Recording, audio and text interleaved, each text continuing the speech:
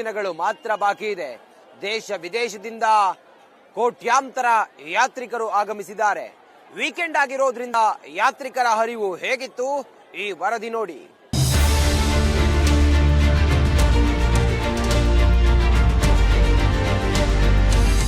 ಪ್ರಯಾಗ್ರಾಜ್ನ ಮಹಾ ಕುಂಭಮೇಳದ 44ನೇ ದಿನ ಇವತ್ತು. ತ್ರಿವೇಣಿ ಸಂಗಮದಲ್ಲಿ ಮಹಾಶಿವರಾತ್ರಿಗೆ ಕೆಲವೇ ದಿನಗಳು ಮಹಾ ಕುಂಭಮೇಳದಲ್ಲಿ ಉಳಿದಿರುವಂತಹ ಸಮಯದಲ್ಲಿ ತ್ರಿವೇಣಿ ಸಂಗಮದಲ್ಲಿ ಜನರ ಹರಿವು ಇವತ್ತು ಸುನಾಮಿ ರೀತಿಯಲ್ಲಿದೆ. 60 ಕೋಟಿ ಯಾತ್ರಿಕರು ಪುಣ್ಯ ಸ್ನಾನವನ್ನ ಮಾಡಿದ್ರೆ ಯಾತ್ರಿಕರ ಆ ಗಿಜಿಗುಡುವ ಯಾತ್ರಿಕರ ಪುಣ್ಯ ಸ್ನಾನವನ್ನ ತಾವು ಗಮನಿಸ್ತಾ ಇದ್ದೀರಿ. ನರೇಂದ್ರ ಮೋದಿ ಆದಿಯಾಗಿ ಇಡೀ ದೇಶದ ಯಾರ್ಯಾರು ಘನತೆವೆತ್ತ ನಮ್ಮ ನಾಯಕರು ಬಂದು ಸ್ನಾನ ಮಾಡಿದಂತಹ ಪುಣ್ಯವಾದಂತಹ ತ್ರಿವೇಣಿ ಸಂಗಮದ ಜಾಗ 44ನೇ ದಿನ ಇವತ್ತು ಸಾರ್ವಜನಿಕರು ಅಥವಾ ಸನಾತನಿಗಳು ದೇಶ ವಿದೇಶಗಳಿಂದ ಬಂದಿರುವಂತಹ ಸನಾತನಿಗಳು ಪುಣ್ಯ ಸ್ನಾನದಲ್ಲಿ ನಿರತರಾಗಿರೋದನ್ನ ಗಮನಿಸ್ತಾ ಇದ್ದೀರಿ. ಇನ್ನೆರಡು ದಿನದಲ್ಲಿ ಪಾವಿತ್ರ್ಯವಾದಂತಹ ಮಹಾಶಿವರಾತ್ರಿಗೆ ದಿನಗಣನೆ ಆರಂಭ ಆಗಿದೆ. ಈ ಸಮಯದಲ್ಲಿ ಯಾತ್ರಿಕರ ಹರಿವು ವಿಪರೀತವಾಗಿದೆ. ಎತ್ತ ನೋಡಿದ್ರು ಕೂಡ ಇಲ್ಲಿ ಯಾತ್ರಿಕರೇ ಕಾಣಿಸ್ತಾ ಇದ್ದಾರೆ ನೋಡಿ. ಆ ಕಡೆಗಳಲ್ಲಿ ಬೋಟ್ ನಲ್ಲಿ ಬರುವಂತ ಯಾತ್ರಿಕರು ಒಂದು ಕಡೆಯಲ್ಲಾದ್ರೆ ಮತ್ತೊಂದು ಕಡೆಯಲ್ಲಿ ಈ ಕಡೆ ಬಂದು ಪುಣ್ಯ ಸ್ನಾನವನ್ನ ಮಾಡುವಂತ ಯಾತ್ರಿಕರು ಮತ್ತೊಂದು ಕಡೆ, ಪುಣ್ಯ ಜಲವನ್ನ ಪವಿತ್ರವಾದಂತ ಮಣ್ಣನ್ನ ತೆಗೆದುಕೊಂಡು ಹೋಗುವಂತ ಯಾತ್ರಿಕರು, ತರ್ಪಣವನ್ನ ಬಿಡುವಂತ ಯಾತ್ರಿಕರು ಮತ್ತೊಂದು ಕಡೆಯಲ್ಲಿ. ಈ ಕಡೆಗೆ ನಮ್ಮ ವಿಜೆ ಪ್ಯಾನ್ ಮಾಡಿ ತೋರಿಸಿದ್ರೆ ನೋಡಿ, ಈ ಸಂಗಮ್ ಘಾಟ್ನ ಉದ್ದಕ್ಕೂ ಕೂಡ ಯಾತ್ರಿಕರು ಪುಣ್ಯ ಸ್ಥಾನದಲ್ಲಿ ನಿರತವಾಗಿ ಪಾವಿತ್ರ್ಯತೆಯನ್ನ ಅನುಭವಿಸ್ತಾ ಇರೋದನ್ನ ಗಮನಿಸ್ತಾ ಇದ್ದೀರಿ. ಬಹುಶಃ ಇಲ್ಲೇ ಲಕ್ಷಾಂತರ ಜನ ಯಾತ್ರಿಕರಿದ್ದಾರೆ. ಅವರೆಲ್ಲರೂ ಕೂಡ ಪುಣ್ಯ ಸ್ಥಾನಕ್ಕೆ ಬಂದಿರುವಂತ ಯಾತ್ರಿಕರು. ಮಹಾ ಕುಂಭಮೇಳದ ಅದು ಮಹತ್ವವಾದಂತ ಘಟ್ಟ ಅಂತ ಹೇಳಿದ್ರೆ ಅಥವಾ ಮಹತ್ವವಾದಂತ ಕ್ಷಣ ಅಂತ ಹೇಳಿದ್ರೆ ತ್ರಿವೇಣಿ ಸಂಗಮದಲ್ಲಿ ಪುಣ್ಯ ಸ್ನಾನವನ್ನ ಮಾಡಿ ದಿವ್ಯತೆಯ ಅನುಭೂತಿಯನ್ನ ಅನುಭವಿಸಿ ಈ ಮಹಾ ಕುಂಭಮೇಳದಿಂದ ಏನು ನಿರ್ಗಮಿಸುವಂತ ಯಾತ್ರಿಕರನ್ನ ನಾವು ಗಮನಿಸ್ತಾ ಇದ್ದೀವಿ. ಕೋಟಿ ಕೋಟಿ ಯಾತ್ರಿಕರು ಇಲ್ಲಿಯವರೆಗೂ 60 ಕೋಟಿ ಅನ್ನೋದ್ರ ಬಗ್ಗೆ ಲೆಕ್ಕಾಚಾರವನ್ನ ಮಾಡಿದ್ದಾರೆ. ಇಷ್ಟೆಲ್ಲದರ ನಡುವೆ ನೈರ್ಮಲ್ಯವನ್ನ ಕಾಪಾಡುವಂತಹ ಇಲ್ಲಿನ ಸಿಬ್ಬಂದಿಯನ್ನ ಗಮನಿಸ್ತಾ ಇದ್ದೀರಿ. ಒಟ್ಟಾರೆ ನಾವು ನೋಡ್ತಾ ಇದ್ರೆ ಮಹಾ ಕುಂಭಮೇಳದ ಅಂತಿಮ ಹಂತದಲ್ಲಿ ಅಥವಾ ಅಂತಿಮ ಘಟ್ಟದಲ್ಲಿ ಈ ಪ್ರಯಾಗ್ರಾಜ್ನ ಪುಣ್ಯ ಭೂಮಿ ಇದೆ. ತ್ರಿವೇಣಿ ಸಂಗಮದಲ್ಲಿ ಲಕ್ಷಾಂತರ ಯಾತ್ರಿಕರು ಪುಣ್ಯ ಸ್ನಾನವನ್ನ ಮಾಡ್ತಾ ಇದ್ದಾರೆ. ಯಾವ ಒಂದು ಮಾಧ್ಯಮವೂ ಕೂಡ ಈ ತ್ರಿವೇಣಿ ಸಂಗಮದಿಂದ 46ನೇ ದಿನವೂ ಕೂಡ ಈ ಸಂಪೂರ್ಣವಾದಂತ ಮೆಗಾ ಕವರೇಜ್ ನ ಮೂಲಕ ಜನರಿಗೆ ತಿಳಿಸುವಂತ ಪ್ರಯತ್ನವನ್ನ ಮಾಡಿಲ್ಲ. ನಾವು ಇಲ್ಲಿನ ಪ್ರತಿ ಹಂತದಲ್ಲೂ ಕೂಡ ಪ್ರತಿ ಕ್ಷಣದಲ್ಲೂ ಕೂಡ ಯಾತ್ರಿಕರಿಗೆ, ಕನ್ನಡಿಗರಿಗೆ ಇಲ್ಲಿನ ವಿಚಾರವನ್ನ ಅಥವಾ ವಿಶೇಷವನ್ನ, ಜನರ ಹರಿವನ್ನ ನಿಮಗೆ ತಿಳಿಸುವಂತ ಪ್ರಯತ್ನವನ್ನ ಮಾಡ್ತಿದೀವಿ. ಒಂದೇ ಒಂದು ಮಾಧ್ಯಮ, ಅದು ರಿಪಬ್ಲಿಕ್ ಕನ್ನಡ ಮಾತ್ರ. ಒಂದೇ ಮಾತ್ರ ಹರ ಹರ ಮಹಾದೇವ್. ನಮ ಪಾರ್ವತಿ ಪದೇ ಹರ ಹರ ಮಹಾದೇವ್. ನೋಡಿ, ಇದು ಯಾತ್ರಿಕರ ಅನುಭೂತಿ, ಇದು ದಿವ್ಯತೆ ಅನುಭೂತಿ. ಇದು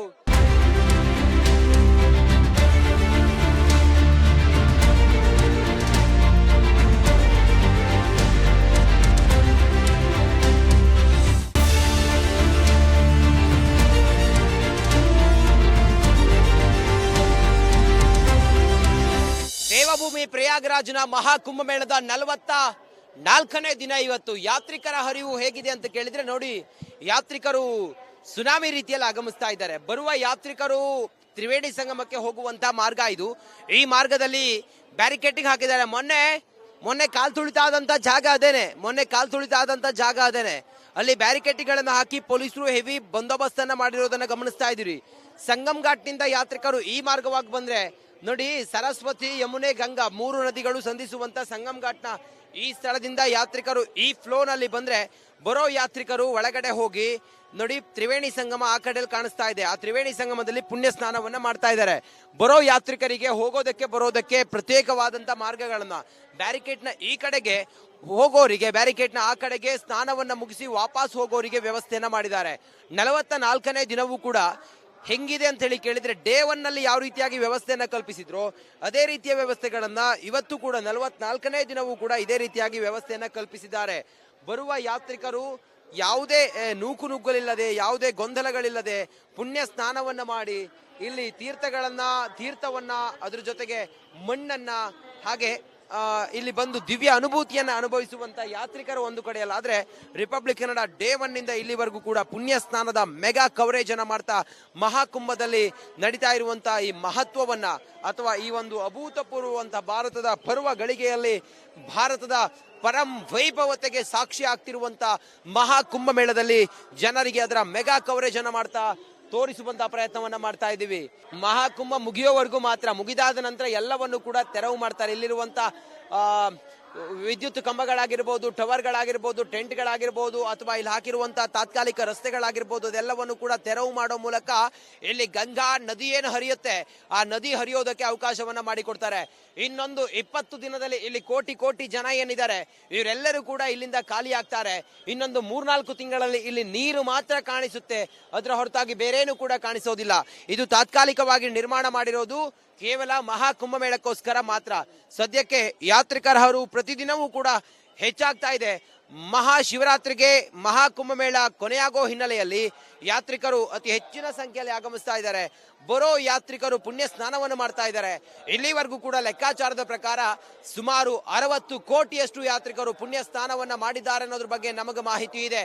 ಸದ್ಯಕ್ಕೆ ರಿಪಬ್ಲಿಕ್ ಕನ್ನಡ ಡೇ 1 ನಿಂದ ಇಲ್ಲಿವರೆಗೂ ಕೂಡ ಮೆಗಾ ಕವರೇಜ್ ಅನ್ನು ಮಾಡ್ತಾ ಇಲ್ಲಿನ ವಸ್ತುಸ್ಥಿತಿಯನ್ನ ಕನ್ನಡಿಗರಿಗೆ, ಬರುವ ಹೋಗುವ ಯಾತ್ರಿಕರಿಗೆ, ದೇಶ ವಿದೇಶದ ಜನರಿಗೆ ಮಾಹಿತಿಯನ್ನ ಮಹಾಕುಂಭ ಮೇಳದ ಪವಿತ್ರ ನೆಲದಲ್ಲಿ ನಿಂತು, ಪ್ರಯಾಗರಾಜ್ನ ದೇವಭೂಮಿಯಲ್ಲಿ ನಿಂತು, ಈ ಧರೆಯ ಪವಿತ್ರವಾದಂತ ಮಣ್ಣಿನ ಈ ಪವಿತ್ರತೆಯನ್ನು ಅನುಭವಿಸುತ್ತಾ ನಾವು ಜನರಿಗೆ ನೀಡ್ತಾ ಇದ್ದೀವಿ.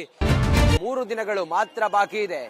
ದೇಶ ವಿದೇಶದಿಂದ ಕೋಟ್ಯಾಂತರ ಯಾತ್ರಿಕರು ಆಗಮಿಸಿದ್ದಾರೆ. ವೀಕೆಂಡ್ ಆಗಿರೋದ್ರಿಂದ ಯಾತ್ರಿಕರ ಹರಿವು ಹೇಗಿತ್ತು ಈ ವರದಿ ನೋಡಿ.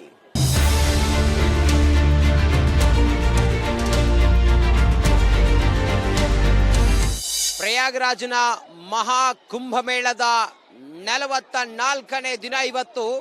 ತ್ರಿವೇಣಿ ಸಂಗಮದಲ್ಲಿ ಮಹಾಶಿವರಾತ್ರಿಗೆ ಕೆಲವೇ ದಿನಗಳು ಮಹಾಕುಂಭ ಮೇಳದಲ್ಲಿ ಉಳಿದಿರುವಂತಹ ಸಮಯದಲ್ಲಿ ತ್ರಿವೇಣಿ ಸಂಗಮದಲ್ಲಿ ಜನರ ಹರಿವು ಇವತ್ತು ಸುನಾಮಿ ರೀತಿಯಲ್ಲಿದೆ. 60 ಕೋಟಿ ಯಾತ್ರಿಕರು ಪುಣ್ಯ ಸ್ನಾನವನ್ನ ಮಾಡಿದ್ರೆ ಯಾತ್ರಿಕರ ಆ ಗಿಜಿಗುಡುವ ಯಾತ್ರಿಕರ ಪುಣ್ಯ ಸ್ನಾನವನ್ನ ತಾವು ಗಮನಿಸ್ತಾ ಇದ್ದೀರಿ. ನರೇಂದ್ರ ಮೋದಿ ಆದಿಯಾಗಿ ಇಡೀ ದೇಶದ ಯಾರ್ಯಾರು ಘನತೆವೆತ್ತ ನಮ್ಮ ನಾಯಕರು ಬಂದು ಸ್ನಾನ ಮಾಡಿದಂತಹ ಪುಣ್ಯವಾದಂತಹ ತ್ರಿವೇಣಿ ಸಂಗಮದ ಜಾಗ 44ನೇ ದಿನ ಇವತ್ತು ಸಾರ್ವಜನಿಕರು ಅಥವಾ ಸನಾತನಿಗಳು, ದೇಶ ವಿದೇಶಗಳಿಂದ ಬಂದಿರುವಂತಹ ಸನಾತನಿಗಳು ಪುಣ್ಯ ಸ್ನಾನದಲ್ಲಿ ನಿರತರಾಗಿರೋದನ್ನ ಗಮನಿಸ್ತಾ ಇದ್ದೀರಿ. ಇನ್ನೆರಡು ದಿನದಲ್ಲಿ ಪಾವಿತ್ರ್ಯವಾದಂತಹ ಮಹಾಶಿವರಾತ್ರಿಗೆ ದಿನಗಣನೆ ಆರಂಭ ಆಗಿದೆ. ಈ ಸಮಯದಲ್ಲಿ ಯಾತ್ರಿಕರ ಹರಿವು ವಿಪರೀತವಾಗಿದೆ. ಎತ್ತ ನೋಡಿದ್ರು ಕೂಡ ಇಲ್ಲಿ ಯಾತ್ರಿಕರೇ ಕಾಣಿಸ್ತಾ ಇದ್ದಾರೆ ನೋಡಿ. ಆ ಕಡೆಗಳಲ್ಲಿ ಬೋಟ್ ನಲ್ಲಿ ಬರುವಂತ ಯಾತ್ರಿಕರು ಒಂದು ಕಡೆಯಲ್ಲಾದ್ರೆ, ಮತ್ತೊಂದು ಕಡೆಯಲ್ಲಿ ಈ ಕಡೆ ಬಂದು ಪುಣ್ಯ ಸ್ನಾನವನ್ನ ಮಾಡುವಂತ ಯಾತ್ರಿಕರು ಮತ್ತೊಂದು ಕಡೆ, ಪುಣ್ಯ ಜಲವನ್ನ ಪವಿತ್ರವಾದಂತ ಮಣ್ಣನ್ನ ತೆಗೆದುಕೊಂಡು ಹೋಗುವಂತ ಯಾತ್ರಿಕರು, ತರ್ಪಣವನ್ನ ಬಿಡುವಂತ ಯಾತ್ರಿಕರು ಮತ್ತೊಂದು ಕಡೆಯಲ್ಲಿ. ಈ ಕಡೆಗೆ ನಮ್ಮ ವಿಜೆ ಪ್ಯಾನ್ ಮಾಡಿ ತೋರಿಸಿದ್ರೆ ನೋಡಿ, ಈ ಸಂಗಮ್ ಘಾಟ್ನ ಉದ್ದಕ್ಕೂ ಕೂಡ ಯಾತ್ರಿಕರು ಪುಣ್ಯ ಸ್ಥಾನದಲ್ಲಿ ನಿರತವಾಗಿ ಪಾವಿತ್ರ್ಯತೆಯನ್ನ ಅನುಭವಿಸ್ತಾ ಇರೋದನ್ನ ಗಮನಿಸ್ತಾ ಇದ್ದೀರಿ. ಬಹುಶಃ ಇಲ್ಲೇ ಲಕ್ಷಾಂತರ ಜನ ಯಾತ್ರಿಕರಿದ್ದಾರೆ. ಅವರೆಲ್ಲರೂ ಕೂಡ ಪುಣ್ಯ ಸ್ಥಾನಕ್ಕೆ ಬಂದಿರುವಂತ ಯಾತ್ರಿಕರು. ಮಹಾಕುಂಭ ಮೇಳದ ಅದು ಮಹತ್ವವಾದಂತ ಘಟ್ಟ ಅಂತ ಹೇಳಿದ್ರೆ ಅಥವಾ ಮಹತ್ವವಾದಂತ ಕ್ಷಣ ಅಂತ ಹೇಳಿದ್ರೆ ತ್ರಿವೇಣಿ ಸಂಗಮದಲ್ಲಿ ಪುಣ್ಯ ಸ್ನಾನವನ್ನ ಮಾಡಿ ದಿವ್ಯತೆಯ ಅನುಭೂತಿಯನ್ನ ಅನುಭವಿಸಿ ಈ ಮಹಾಕುಂಭ ಮೇಳದಿಂದ ಏನು ನಿರ್ಗಮಿಸುವಂತ ಯಾತ್ರಿಕರನ್ನ ನಾವು ಗಮನಿಸ್ತಾ ಇದ್ದೀವಿ. ಕೋಟಿ ಕೋಟಿ ಯಾತ್ರಿಕರು ಇಲ್ಲಿಯವರೆಗೂ 60 ಕೋಟಿ ಅನ್ನೋದ್ರ ಬಗ್ಗೆ ಲೆಕ್ಕಾಚಾರವನ್ನ ಮಾಡಿದ್ದಾರೆ. ಇಷ್ಟೆಲ್ಲದರ ನಡುವೆ ನೈರ್ಮಲ್ಯವನ್ನ ಕಾಪಾಡುವಂತಹ ಇಲ್ಲಿನ ಸಿಬ್ಬಂದಿಯನ್ನ ಗಮನಿಸ್ತಾ ಇದ್ದೀರಿ. ಒಟ್ಟಾರೆ ನಾವು ನೋಡ್ತಾ ಇದ್ರೆ ಮಹಾಕುಂಭ ಮೇಳದ ಅಂತಿಮ ಹಂತದಲ್ಲಿ ಅಥವಾ ಅಂತಿಮ ಘಟ್ಟದಲ್ಲಿ ಈ ಪ್ರಯಾಗರಾಜ್ನ ಪುಣ್ಯ ಭೂಮಿ ಇದೆ. ತ್ರಿವೇಣಿ ಸಂಗಮದಲ್ಲಿ ಲಕ್ಷಾಂತರ ಯಾತ್ರಿಕರು ಪುಣ್ಯ ಸ್ನಾನವನ್ನ ಮಾಡ್ತಾ ಇದ್ದಾರೆ. ಯಾವ ಒಂದು ಮಾಧ್ಯಮವೂ ಕೂಡ ಈ ತ್ರಿವೇಣಿ ಸಂಗಮದಿಂದ 46ನೇ ದಿನವೂ ಕೂಡ ಈ ಸಂಪೂರ್ಣವಾದಂತ ಮೆಗಾ ಕವರೇಜ್ ನ ಮೂಲಕ ಜನರಿಗೆ ತಿಳಿಸುವಂತ ಪ್ರಯತ್ನವನ್ನ ಮಾಡಿಲ್ಲ. ನಾವು ಇಲ್ಲಿನ ಪ್ರತಿ ಹಂತದಲ್ಲೂ ಕೂಡ, ಪ್ರತಿ ಕ್ಷಣದಲ್ಲೂ ಕೂಡ ಯಾತ್ರಿಕರಿಗೆ, ಕನ್ನಡಿಗರಿಗೆ ಇಲ್ಲಿನ ವಿಚಾರವನ್ನ ಅಥವಾ ವಿಶೇಷವನ್ನ, ಜನರ ಹರಿವನ್ನ ನಿಮಗೆ ತಿಳಿಸುವಂತ ಪ್ರಯತ್ನವನ್ನ ಮಾಡ್ತಿದೀವಿ. ಒಂದೇ ಒಂದು ಮಾಧ್ಯಮ, ಅದು ರಿಪಬ್ಲಿಕ್ ಕನ್ನಡ ಮಾತ್ರ. ಒಂದೇ ಮಾತ್ರ. ವಂದೇ ಮಾತರಂ, ವಂದೇ ಮಾತರಂ, ಹರ ಹರ ಮಹಾದೇವ್. नमः पार्वती पते हर हर महादेव. ನೋಡಿ, ಇದು ಯಾತ್ರಿಕರ ಅನುಭೂತಿ, ಇದು ದಿವ್ಯತೆ ಅನುಭೂತಿ. ಇದು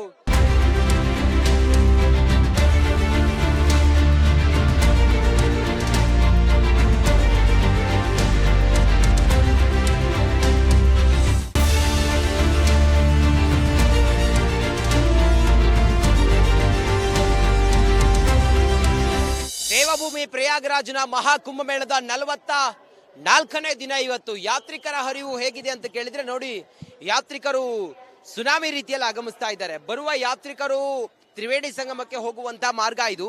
ಈ ಮಾರ್ಗದಲ್ಲಿ ಬ್ಯಾರಿಕೇಡಿಂಗ್ ಹಾಕಿದ್ದಾರೆ. ಮೊನ್ನೆ ಕಾಲ್ ತುಳಿತಾದಂತ ಜಾಗ ಅದೇನೆ. ಅಲ್ಲಿ ಬ್ಯಾರಿಕೇಡ್ಗಳನ್ನು ಹಾಕಿ ಪೊಲೀಸರು ಹೆವಿ ಬಂದೋಬಸ್ತ್ ಅನ್ನ ಮಾಡಿರೋದನ್ನ ಗಮನಿಸ್ತಾ ಇದೀರಿ. ಸಂಗಮ್ ಘಾಟ್ನಿಂದ ಯಾತ್ರಿಕರು ಈ ಮಾರ್ಗವಾಗಿ ಬಂದ್ರೆ ನೋಡಿ, ಸರಸ್ವತಿ, ಯಮುನೆ, ಗಂಗಾ 3 ನದಿಗಳು ಸಂಧಿಸುವಂತ ಸಂಗಮ್ ಘಾಟ್ನ ಈ ಸ್ಥಳದಿಂದ ಯಾತ್ರಿಕರು ಈ ಫ್ಲೋನಲ್ಲಿ ಬಂದ್ರೆ, ಬರೋ ಯಾತ್ರಿಕರು ಒಳಗಡೆ ಹೋಗಿ ನೋಡಿ, ತ್ರಿವೇಣಿ ಸಂಗಮ ಆ ಕಡೆಯಲ್ಲಿ ಕಾಣಿಸ್ತಾ ಇದೆ. ಆ ತ್ರಿವೇಣಿ ಸಂಗಮದಲ್ಲಿ ಪುಣ್ಯ ಸ್ನಾನವನ್ನ ಮಾಡ್ತಾ ಇದ್ದಾರೆ. ಬರೋ ಯಾತ್ರಿಕರಿಗೆ ಹೋಗೋದಕ್ಕೆ ಬರೋದಕ್ಕೆ ಪ್ರತ್ಯೇಕವಾದಂತ ಮಾರ್ಗಗಳನ್ನ, ಬ್ಯಾರಿಕೇಡ್ನ ಈ ಕಡೆಗೆ ಹೋಗೋರಿಗೆ, ಬ್ಯಾರಿಕೇಡ್ನ ಆ ಕಡೆಗೆ ಸ್ನಾನವನ್ನ ಮುಗಿಸಿ ವಾಪಸ್ ಹೋಗೋರಿಗೆ ವ್ಯವಸ್ಥೆಯನ್ನ ಮಾಡಿದ್ದಾರೆ. 44ನೇ ದಿನವೂ ಕೂಡ ಹೆಂಗಿದೆ ಅಂತ ಹೇಳಿ ಕೇಳಿದ್ರೆ, ಡೇ 1 ನಲ್ಲಿ ಯಾವ ರೀತಿಯಾಗಿ ವ್ಯವಸ್ಥೆಯನ್ನ ಕಲ್ಪಿಸಿದ್ರು ಅದೇ ರೀತಿಯ ವ್ಯವಸ್ಥೆಗಳನ್ನ ಇವತ್ತು ಕೂಡ 44ನೇ ದಿನವೂ ಕೂಡ ಇದೇ ರೀತಿಯಾಗಿ ವ್ಯವಸ್ಥೆಯನ್ನ ಕಲ್ಪಿಸಿದ್ದಾರೆ.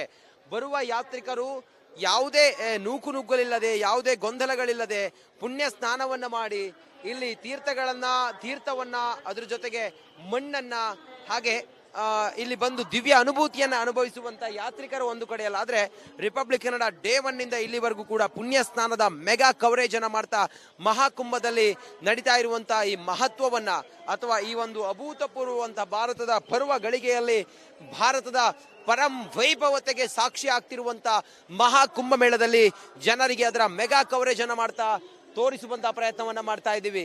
ಮಹಾಕುಂಭ ಮುಗಿಯೋವರೆಗೂ ಮಾತ್ರ, ಮುಗಿದಾದ ನಂತರ ಎಲ್ಲವನ್ನು ಕೂಡ ತೆರವು ಮಾಡ್ತಾರೆ. ಇಲ್ಲಿರುವಂತ ವಿದ್ಯುತ್ ಕಂಬಗಳಾಗಿರ್ಬೋದು, ಟವರ್ಗಳಾಗಿರ್ಬೋದು, ಟೆಂಟ್ಗಳಾಗಿರ್ಬೋದು, ಅಥವಾ ಇಲ್ಲಿ ಹಾಕಿರುವಂತಹ ತಾತ್ಕಾಲಿಕ ರಸ್ತೆಗಳಾಗಿರ್ಬೋದು, ಅದೆಲ್ಲವನ್ನು ಕೂಡ ತೆರವು ಮಾಡೋ ಮೂಲಕ ಇಲ್ಲಿ ಗಂಗಾ ನದಿ ಏನು ಹರಿಯುತ್ತೆ ಆ ನದಿ ಹರಿಯೋದಕ್ಕೆ ಅವಕಾಶವನ್ನ ಮಾಡಿಕೊಡ್ತಾರೆ. ಇನ್ನೊಂದು 20 ದಿನದಲ್ಲಿ ಇಲ್ಲಿ ಕೋಟಿ ಜನ ಏನಿದ್ದಾರೆ ಇವರೆಲ್ಲರೂ ಕೂಡ ಇಲ್ಲಿಂದ ಖಾಲಿ ಆಗ್ತಾರೆ.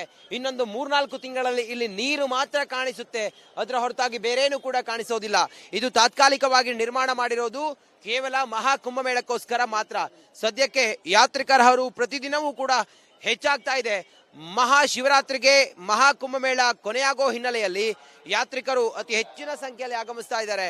ಬರೋ ಯಾತ್ರಿಕರು ಪುಣ್ಯ ಸ್ನಾನವನ್ನು ಮಾಡ್ತಾ ಇದ್ದಾರೆ. ಇಲ್ಲಿವರೆಗೂ ಕೂಡ ಲೆಕ್ಕಾಚಾರದ ಪ್ರಕಾರ ಸುಮಾರು 60 ಕೋಟಿಯಷ್ಟು ಯಾತ್ರಿಕರು ಪುಣ್ಯ ಸ್ನಾನವನ್ನ ಮಾಡಿದ್ದಾರೆ ಅನ್ನೋದ್ರ ಬಗ್ಗೆ ನಮಗೆ ಮಾಹಿತಿ ಇದೆ. ಸದ್ಯಕ್ಕೆ ರಿಪಬ್ಲಿಕ್ ಕನ್ನಡ ಡೇ 1 ನಿಂದ ಇಲ್ಲಿವರೆಗೂ ಕೂಡ ಮೆಗಾ ಕವರೇಜ್ ಅನ್ನು ಮಾಡ್ತಾ ಇಲ್ಲಿನ ವಸ್ತುಸ್ಥಿತಿಯನ್ನ ಕನ್ನಡಿಗರಿಗೆ, ಬರುವ ಹೋಗುವ ಯಾತ್ರಿಕರಿಗೆ, ದೇಶ ವಿದೇಶದ ಜನರಿಗೆ ಮಾಹಿತಿಯನ್ನ ಮಹಾಕುಂಭಮೇಳದ ಪವಿತ್ರ ನೆಲದಲ್ಲಿ ನಿಂತು, ಪ್ರಯಾಗರಾಜ್ನ ದೇವಭೂಮಿಯಲ್ಲಿ ನಿಂತು, ಈ ಧರೆಯ ಪವಿತ್ರವಾದಂತ ಮಣ್ಣಿನ ಈ ಪವಿತ್ರತೆಯನ್ನು ಅನುಭವಿಸುತ್ತಾ ನಾವು ಜನರಿಗೆ ನೀಡ್ತಾ ಇದ್ದೀವಿ.